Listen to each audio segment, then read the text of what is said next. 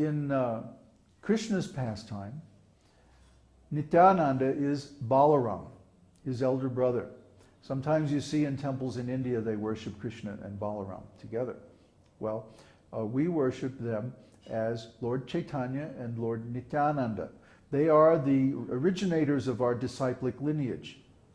The specific line of the esoteric teaching coming down to us comes from Lord Chaitanya through Rupa Goswami, Sanatana Goswami, Narottam Das Thakur, and so many other great saintly persons.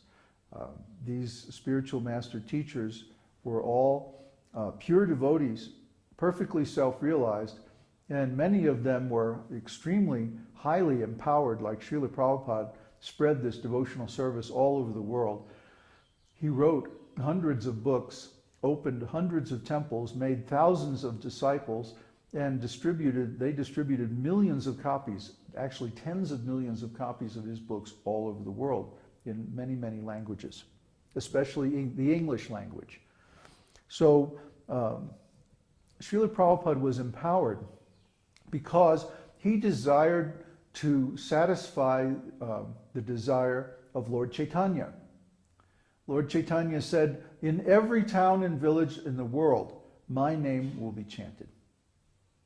He didn't say just in India or just in Bengal or, in any limited sphere. He said all over the world, every town and village, everywhere.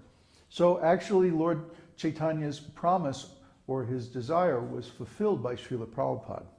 And this is an extraordinary, extremely historically significant service that Srila Prabhupada did. And once he did it, nobody else can do it again.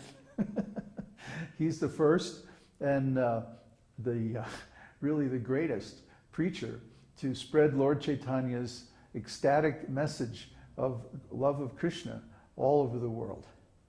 So I have the honor of being Srila Prabhupada's disciple, and that he instructed me specifically to go on and preach this message and to try to restore the original form of this spiritual community, which is based on the Upanishads.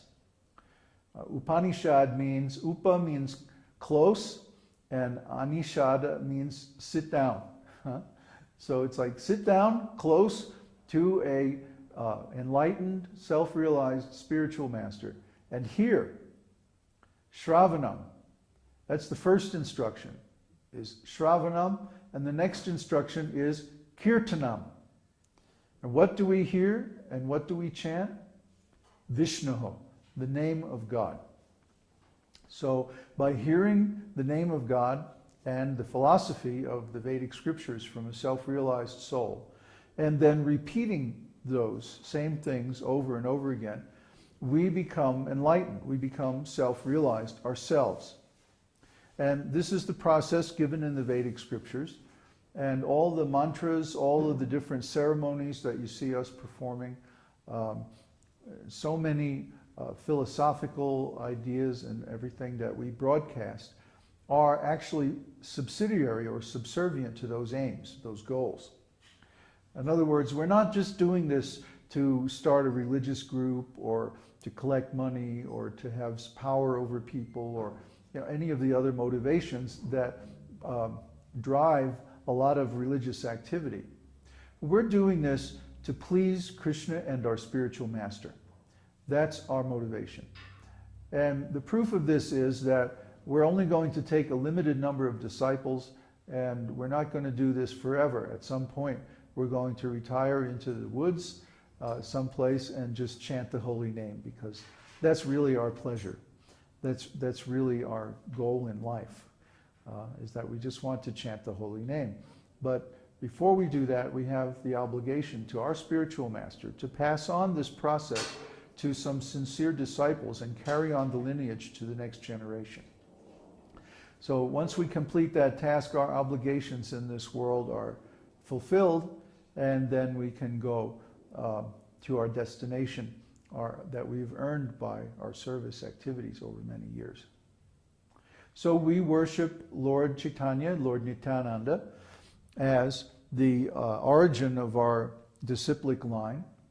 and as the givers of the Yuga Dharma, the spiritual process for the age of Kali Yuga.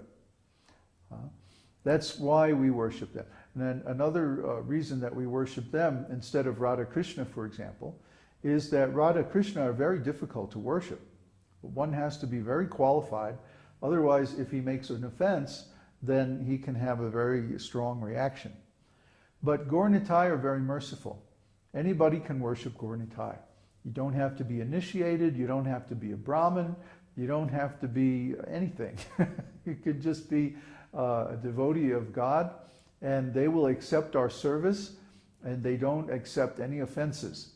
So even if we make some mistake, there's no reaction, there's no consequences. This is the wonderful thing about Lord Chaitanya. He's called Mahabhadanyaya, the most merciful avatar. Namo Mahabhadanyaya Krishna Prema Pradayate. He's giving love of Krishna. Krishnaya Krishna Chaitanya Namne Gaur Trise Namaha. He is the same personality who descended as Krishna, but he's appearing in a golden color. Krishna appeared in a beautiful bluish, blackish color, like a fresh rain cloud. But Lord Chaitanya appears in a golden color. Why? Because he has taken on the ecstatic mood of Srimati Radharani. Now, who is Radharani? Whenever you see a picture of Krishna, you see a picture of Radharani standing next to him. So, show the painting. We have this beautiful painting that was given to us by a dear friend. This shows Radha and Krishna and the gopis, and you can see she's wearing a golden color dress.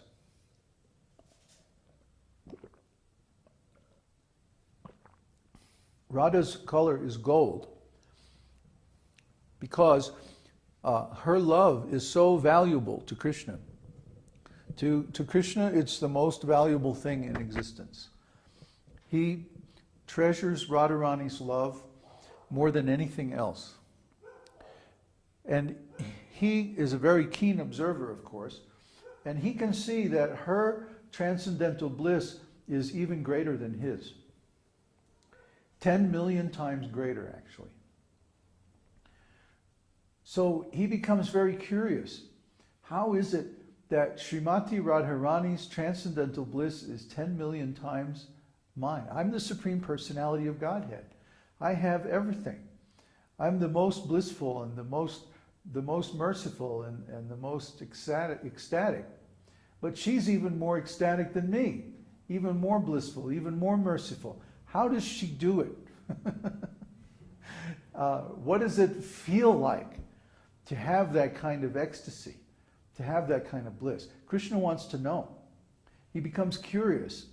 So he adopts her mood and her golden color, and he descends as Lord Sri Chaitanya Mahaprabhu to relish this, to taste it.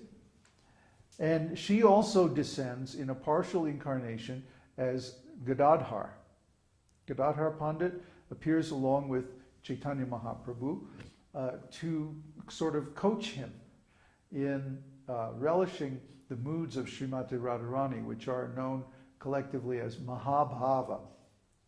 Mahabhava is unique to Srimati Radharani and her direct expansions and partial portions, such as the 108 main gopis.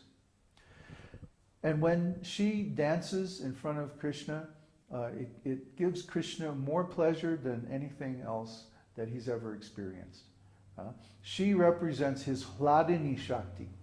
Hladini Shakti means the enjoying potency of God. And of course, God's potency of enjoyment is unlimited, just like all his other potencies. So Srimati Radharani is like the counterpart, the feminine counterpart, or the energetic counterpart of Sri Krishna, who is the origin of all energies.